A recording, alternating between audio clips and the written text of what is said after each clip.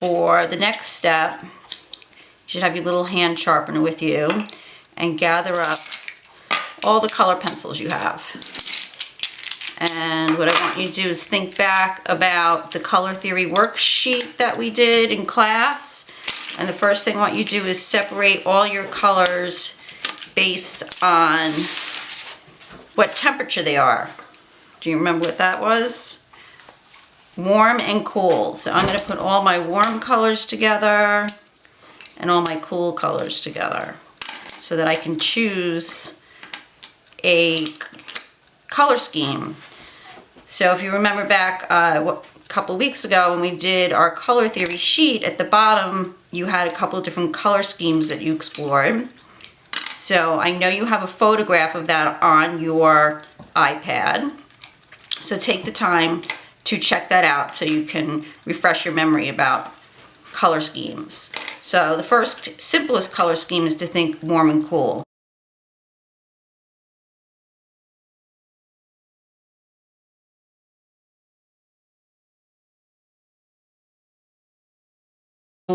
This is black, brown, and this is going to be sienna brown. So these are neutral colors. I'm going to put these to the side. So if you have any neutral colors, put those to the side. And even though this does say Tuscan red, that's a very dark red. So I'm going to put that to the side. And so now I have my cool colors and my warm colors. I happen to have more cool colors than warm, so I'm going to put my warm colors to the side. And now I'm going to search for two colors that are the same but different values. So I'm just going to grab a test piece of paper, and I know that this is a dark green, and here's a light green, and then here's a medium green. So I have three different greens. I have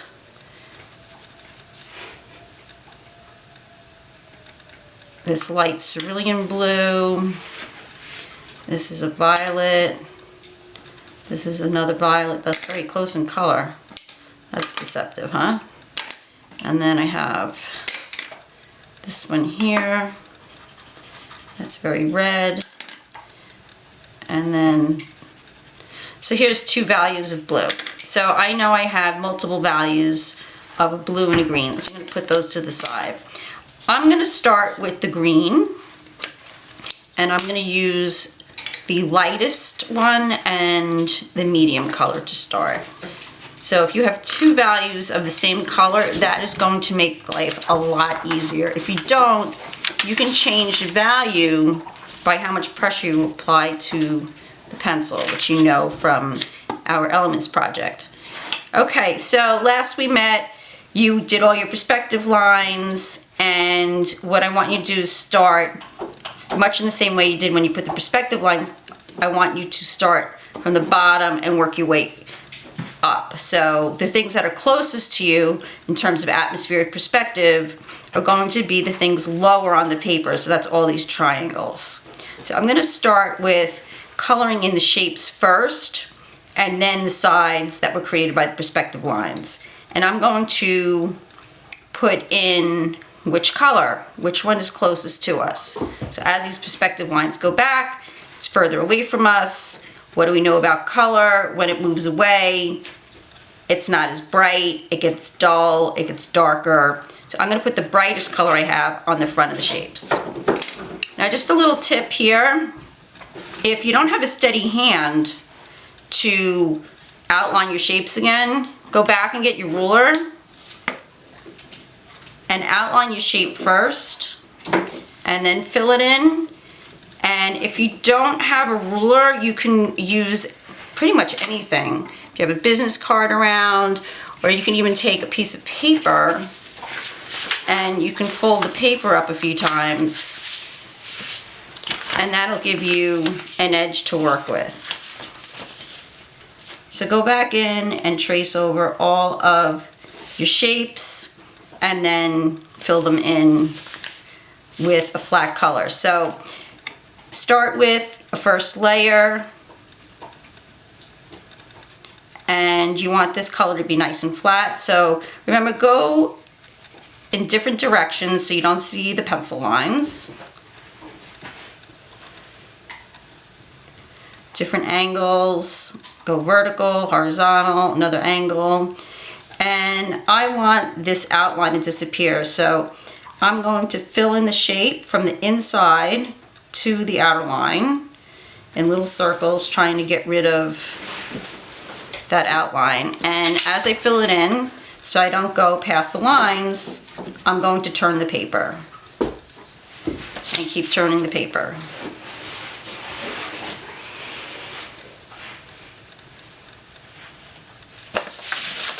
So you can see that's nice and neat, and I want to get that color nice and flat. And if you go over it with multiple layers, call this burnishing the color, and it gets shiny, very vibrant. So continue doing that, outline the shape, so you have nice crisp lines, and then fill them in with color. As you start to shade in with your pencil, the tip of your pencil is going to change and it's going to get soft. So when you go back in to get next to the edges here, rotate your pencil so that you feel that you have the pointy side of the color. You'll have more control.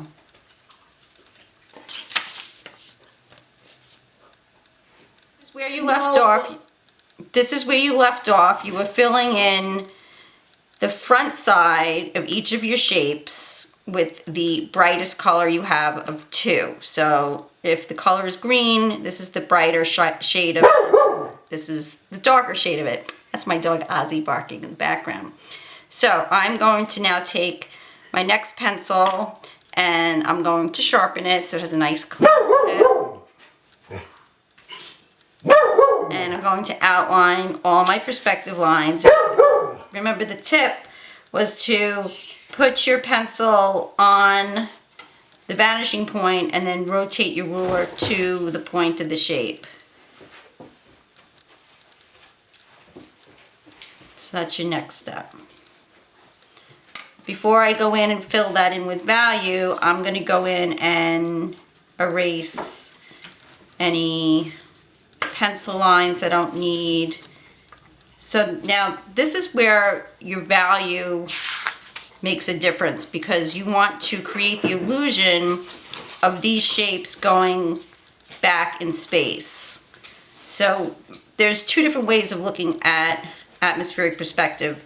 Color can get darker as it moves away. It can also get muted, kind of blurry. So because we are just creating the illusion, what we're going to do is we're going to put in some value first. Just add, keep it nice and loose and light. I'm doing really big circles. And remember to rotate your paper as you go. And change the direction of your pencil so you can get rid of the lines. And when you need to get close to an edge, work from the inside of the shape you've made to the line. So I'm just going to put like 3 layers on this. And if you get close to a line like that and you don't trust yourself, you can put your ruler here to cover it. You can take a piece of scrap paper and cover it, so you don't have to worry about messing up your lines. Our objective is to keep adding value so it looks like it's darker underneath the shape. And when it's closest to the triangle, that's going to be your darkest area. And again, if you're worried about going over the shape,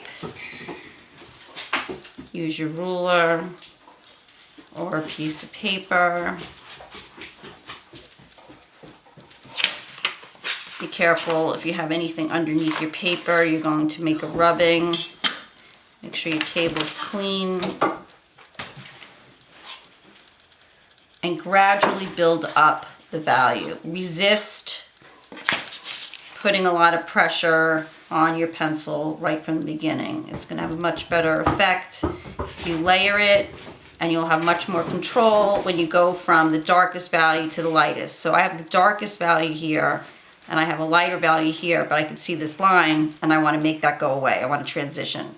So I'm going to go over that area where the dark meets the lighter in small circles.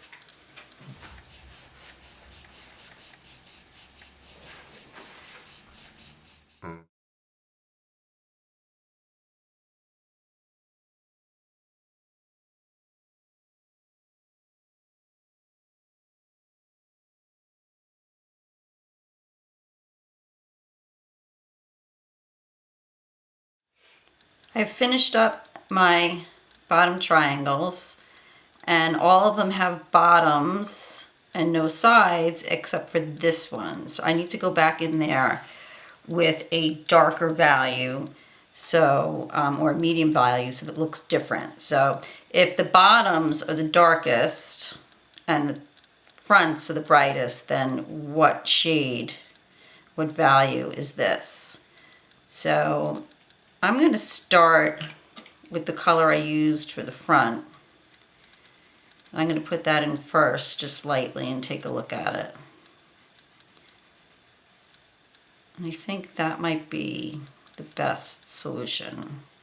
I can even go over that with this darker value, just a little bit, on the edge that's furthest away from this one.